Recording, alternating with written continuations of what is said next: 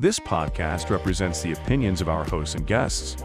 The content here should not be taken as medical advice and is for informational purposes only. This podcast also does not establish a standard of care, doctor-patient, or client relationship.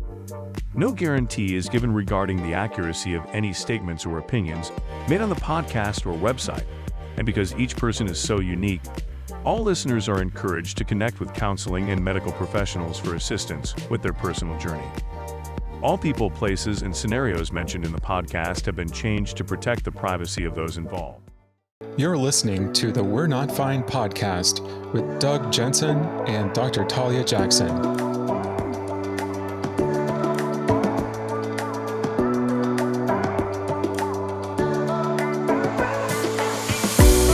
Hey, podcast team. How are you today? Fabulous. And you? I'm doing pretty well. I just got home from Chicago yesterday. Oh my gosh, I'm dying to hear, even though secretly I already know. But I'm going to act really surprised at all of your fabulous stories. There's probably more to the story that I told. So here is the funny thing. So my 21-year-old went to college in LA, moved back to Minnesota for about a week and said, I got to get out of here. Wants to build their career in fashion. So if you have any need for a really hardworking person who knows everything about sewing and tailoring and costume design, etc., let me know, because they are looking for a career move in Chicago. And picked Chicago, I think, for two reasons. Number one, wanted a big city. Number two, really could not tolerate the warm weather all year long, even though I think LA has its chilly nights as well. So pick Chicago, and everyone I know who lives in Chicago or who lived in Chicago would say, so the difference between Minnesota and Chicago, while culturally the Midwest, the difference is the cold. And, and they said because it's right on Lake Michigan, of course, the lake provides this wet cold. And I finally figured out last week that's what the hell that is, because it goes right through your bones.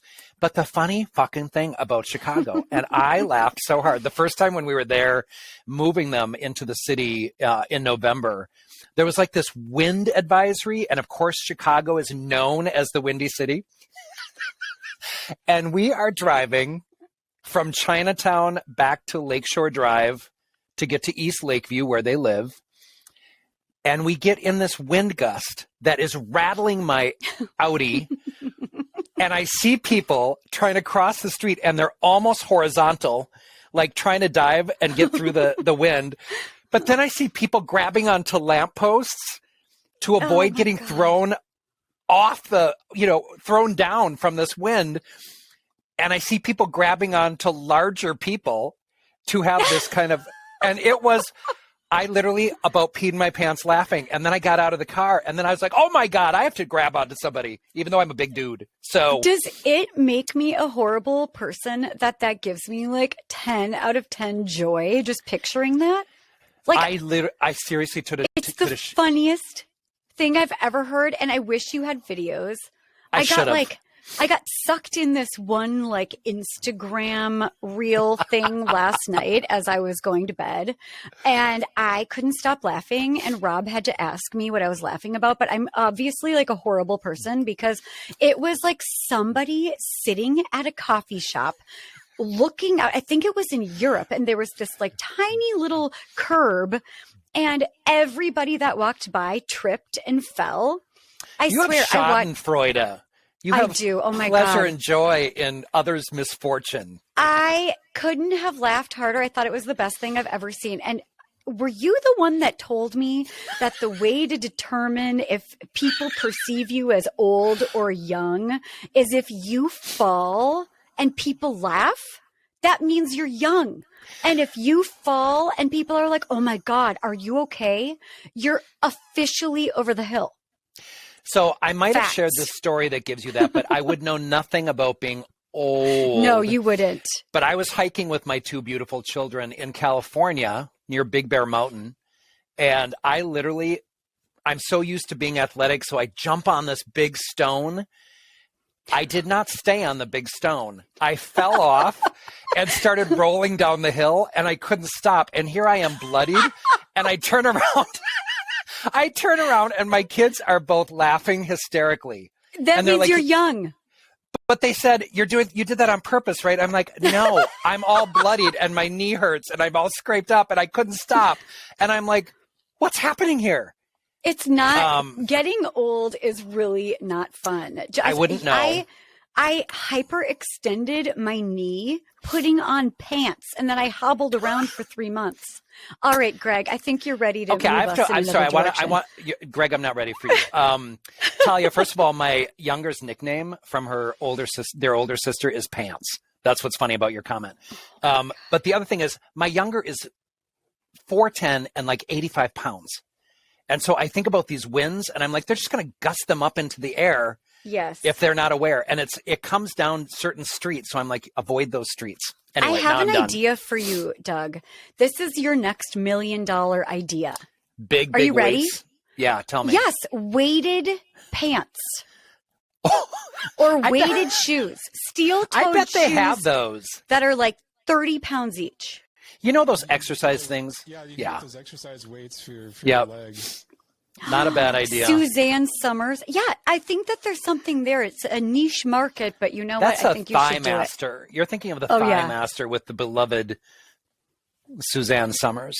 Yes, I am. I feel like we could just talk about this for the next podcast hour. That's why we have Greg. To keep us Why do we have Greg? For the mailbags. For the mailbags. Okay, bring it. All right, so here we go. You mailbag. This is a 30-year-old female named Olivia. Oh. I've been with my boyfriend for 10 years, and we're soon moving in together. He just told me that he might be in love with a coworker, but he doesn't know what he feels or what he wants anymore. He says he loves me and that he wants to try in our relationship, but he doesn't know if he has a crush on this coworker or if it's something else. And obviously this broke my heart, and I'm in constant physical pain manifesting from this emotional pain as well. I can't eat or sleep, and I don't know what to do at the moment. I understand he has doubts and trying to figure out what he wants and what he wants to do. He says he knows he doesn't want to live his life without me, but something is missing in his life.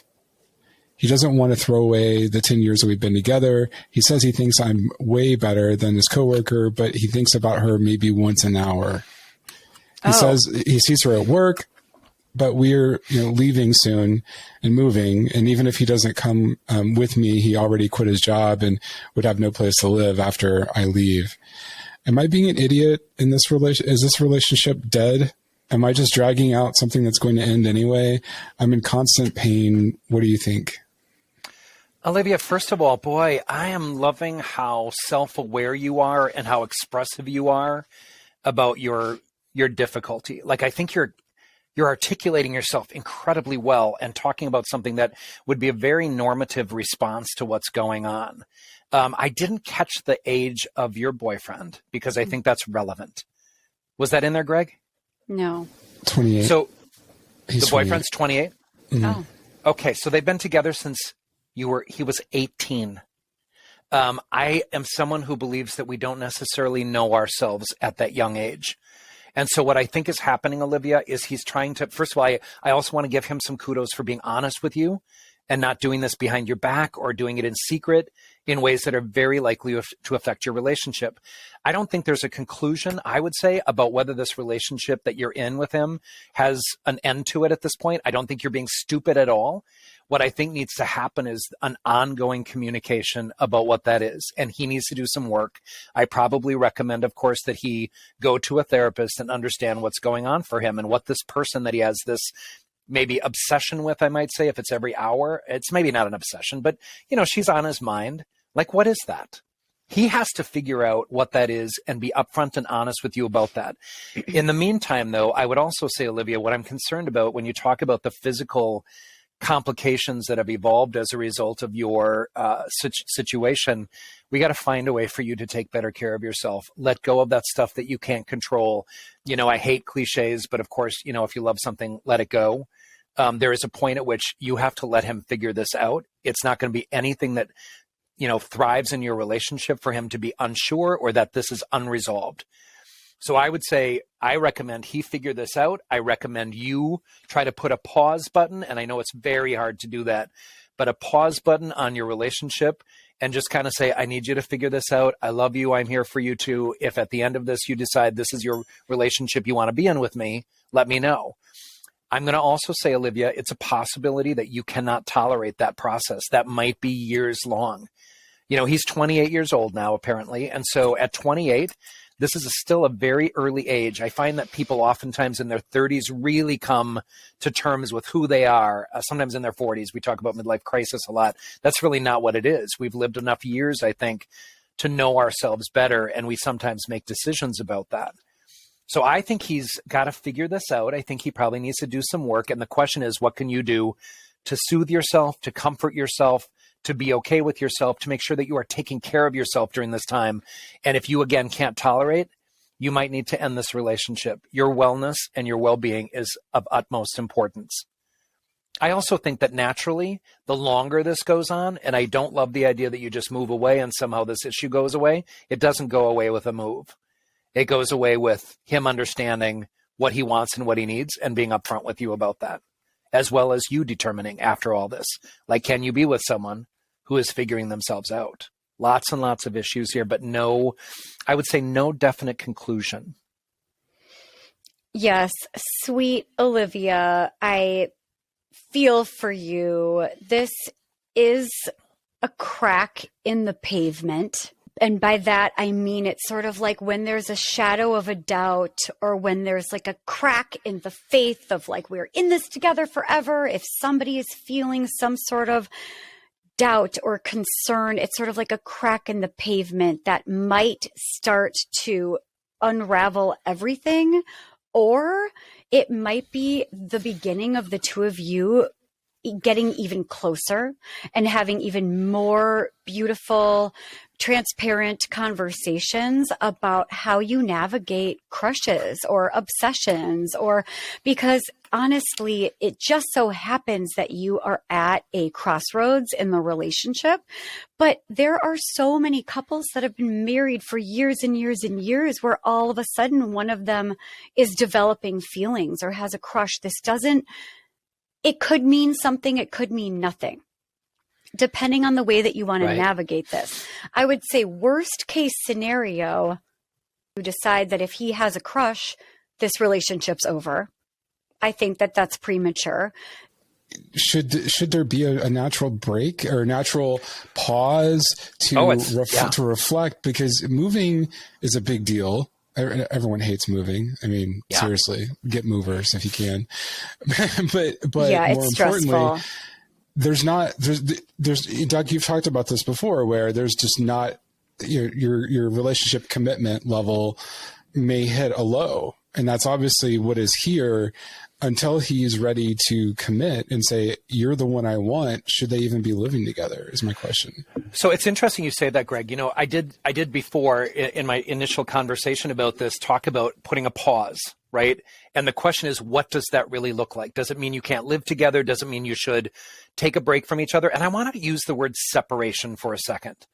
I wrote that down, as I was talking about this, it's very natural for couples who are figuring out some pieces that they're not sure about. I always talk about it's okay to separate. It's okay to take a break from each other. Go get an apartment somewhere and figure this the hell out. So because you don't want to linger in this space of not knowing what to do. And so many people I recommend that to feel like, well, that means our relationship is over. And I think I disagree entirely. You have to communicate. You have to stay present. You have to continue it. But boy, I think there's a lot of couples, this one may be included, who could put a pause button, go figure your stuff out. Let's take a 6-month break. Let's take a year break. Let's do whatever time period works. Let's both make sure we're still in this relationship in the healthiest of ways, both emotionally and physically. Because, that's very possible that he comes back and says, I've come to realize, because it's kind of an interesting thing that he said, which is, I don't want to end this. I don't want you out of my life. Does he Does he want to explore polyamory? Does he want to explore an ethically non-monogamous relationship? Does he want to explore a different way of having this relationship in the world? This is or does he just want permission to see what happens with this one woman? Yeah. But either way, I feel like that's the crack in the pavement, is that I don't see a way for the two of you to move past this and just be like, okay, you guys have a crush. He's got a crush, but we're going to keep moving forward. I do think that a pause is necessary, especially since the two of you have been together since you were so young. Is it possible that what he's really asking for is just permission to sort of see what else is out there before he commits? I also want to say, I mean, talking specifically about a crush, right? Like, I think it's really, and this is my opinion, but it's really unrealistic for couples to believe that they won't, across the course of their lifespan, find other people attractive in their path. And the question is, what do you do with that? If you are in a committed non-monogamous relationship, you have to really communicate, like, this is going on for me. Or if it's an interference, I mean, it's really normal for couples to walk down the street, and, you know, I think it's a varied degree by which people want to know. But if a really hot person walks by, what do you do with that? Do you acknowledge it? Do you not acknowledge it? And I'm probably big on, if you're in a monogamous relationship, I might have said that wrong before. If you're in a monogamous relationship, you probably don't want to say that, because, you know, that's not in your parameters, and I think it can be hurtful. But if you're in a relationship that's exploring non-monogamy in any sort of way, whether it is polyamory or whether it's an open relationship or an ethically non-monogamous monogamous relationship, Valentine's Day, I think there's a point at which there's a piece of this that I think it's normal to have that experience. The question is, he's got to figure out why he's more consumed with this person. Every hour is not like passing someone on the street and finding them attractive, or thinking The Rock is your fantasy bed partner, or John Cena. That's right. But you would know nothing. I would know nothing about those three top people on my list.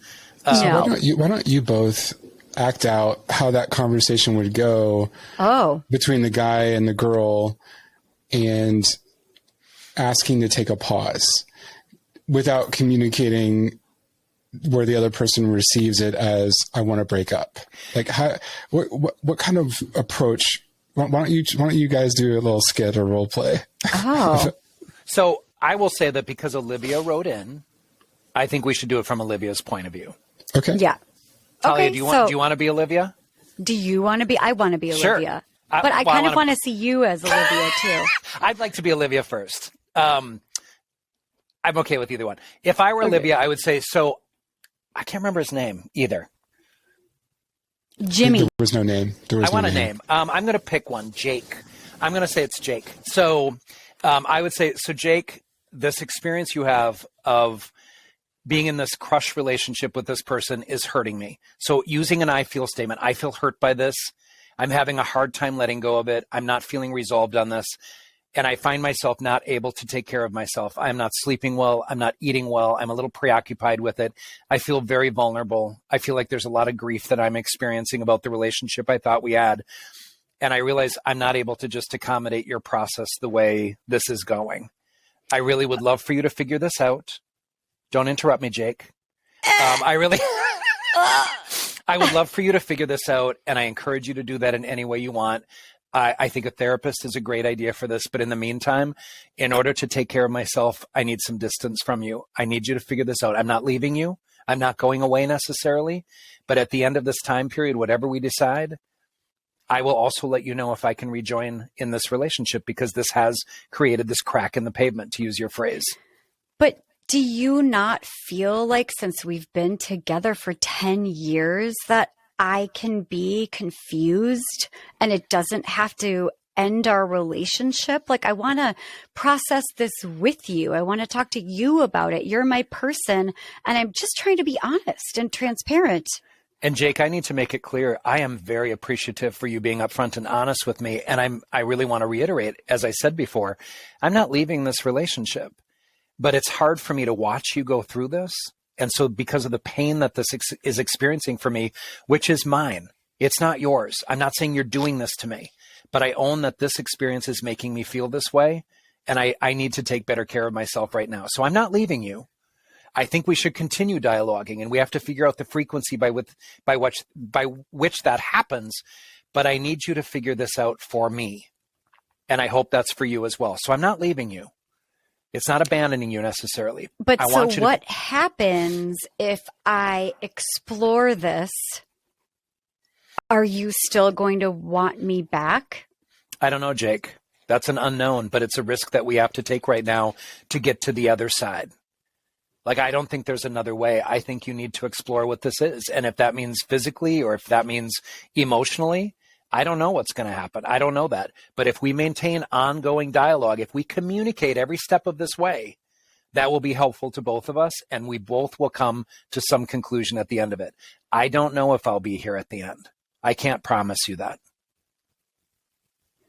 That's good stuff, Olivia. Thank you, Jake. I wish you well in figuring yourself out. Are you going to flick me off? Moon No, me? I love you and I wish the best for you in this life. So please figure yourself out. You have my blessing and my heart, and I love you and wish the best for you. Wow, that is so incredibly mature. I was going to say, I'm not sure I would actually be able to say that last part. I don't think that sounds like it sounds like a therapist, but it's good stuff. It's like words to live by. It's very aspirational. So Greg, going to your, let's role play this out. It's critically important to own your feelings, use I feel statements, and then ask for what you need and want. And yes, we're being a little ideal because we are therapists and we are conveying what an ideal script would be, which, by the way, I'm big on providing scripts to my clients because this is really hard when there's so many emotions involved. It's really hard to be in the moment and to say things the way you want to. That's why that end part about I love you and I wish the best for you, I think most people feel that even if they're hurt and are experiencing some pain and anger and anguish in these situations. So Jake, no promises, but please be well and whole. I don't think that there is a way for them to make it through until Jake figures out what this is and what this means. And I think you're absolutely right that Olivia is 100% in charge of deciding what's okay with her. Yeah. Because I will say, especially couples that have been together a while, your relationship has to pivot. It has to grow. It has to change. That doesn't always mean that the two of you are going to grow in the same direction. But I don't necessarily think that if someone is saying oh, I'm hitting an obstacle, there's a roadblock that I'm going through as a human that you love, that you've been with for a decade, I'm going through something that I need to figure out. That doesn't mean it's the end of the relationship. It just means that maybe the original relationship is over as we knew it, and that you guys need to have communication around pivoting in a new direction. What does the next chapter look like? And Talia, I think that's great. To go to your point, I was just saying, Talia, I think that's really great to acknowledge that it's over. It's over regardless. The original relationship is over. Stick a fork in it. It's done. Right. Now, what it will become is yet to be decided. And I think that that's a really healthy approach to that, because there needs to be a mutuality of understanding on what that next thing is going to be. That's right. And we all tend to try to hold on to that that normative foreverness of relationships are forever. The fairy tale is forever. That's a mistake. And that's not how it is. Which is also why many couples survive affairs and are better than ever. Because if you can just accept that the original relationship is over as you knew it, you get to renegotiate and you get to navigate, you get to do some deep diving, processing. How did this happen? So maybe we no longer have this perfect ideal marriage or relationship, but we can have a real one. As I say in my 4 C's of relationships on douglasjensen.com, it is ongoing conversations that make a relationship healthy and endure. Like every step of your life, like for those of us who are not 20 anymore, don't you look back and you realize, oh my God, I didn't know anything about myself. And then when we turn 30, we're like, okay, that was a whole new evolution as well. I will tell you, my life changed dramatically when I was 40. Like I really started finding myself and taking care of myself and living every day as honestly and openly as I could. And I am a happier person because of it. So I think there's a part of this that a relationship naturally, and I appreciate both of you acknowledging this, like a relationship has to evolve. It has to continue to evolve with the changes that we have in our life, financially, career-wise. I remember it. I always say this as an example. My first class of graduate school, my professor said, half of you won't be in your relationships anymore. And I now know what he meant, which is that you're growing in this process as you become a clinician and learning how to be a therapist. It is it pulls on your inner guts to like be honest with yourself and do your own fucking work. Mm-hmm. And so we become different people through that evolution, and a relationship that can continuously communicate, create new compromises, create new negotiations toward a new commitment in the relationship. 3 of the 4 C's just mentioned there. The reality is that's what gets us to a place where we continuously grow and evolve together. That's right. Because we could grow in this direction and your partner's growing in that direction, but you need to figure out how to like communicate about how you're growing and changing and not assume that it means you can't grow in the same direction. And going back to Olivia's question in particular, if he's going in that direction, as you put it, and she's not able to go in that same direction and goes in opposite direction because she wants something else and that's what she finds out. That's right. Olivia, you're going to probably need to end this relationship. It's not the one that's growing together. So there's not only that dynamic of growing in the same direction, but I'm using my hands to do a graph. If one person grows and grows and grows is in therapy and like coming to grips on who they are, and the other person is not doing that, there's this differential and this gap in growth that also complicates an ability to go forward in a relationship. So growth comes in 2 packages. It's either, having the same direction, but it's also at the same pace. And if both couples can do this together, which is, of course, what relationship therapy is about, making sure that you're growing together and you understand each other in that process. And oftentimes a third person, such as Talia and I, can be that person that helps navigate that with you. I think that's where a relationship can be healthy. And I want to say, Olivia, on that note, maybe relationship work is where the 2 of you might go. Mm-hmm. It might be where your relationship takes you. Go to therapy. Figure out how to make sure you both have an agreement that works for both of you so that you're not doing more harm. Good luck, Olivia. 100%. You've got Take care. Be true to yourself. You are not being stupid. There you go. All right. Our next question is from 2 25-year-old people, Ooh. A male and a female. And this is from Emma. My boyfriend and I have been together for 3 months and have known each other for 5 years. I found out that he hasn't told anyone in his life that we're dating. Needless to say, I'm a little upset right now. I feel like he's hiding me from his friends, and now I understand why he won't let me visit his apartment. This is really hurting me, and I've told all my friends and family about him. What do I say to him? What does this mean? First of all, my dear, I don't think that you should assume that he's hiding you. He might be hiding his friends or his family. Like, that's also a possibility. Or maybe he's really a slow bloomer and he needs to feel 100% certain before he puts you out there.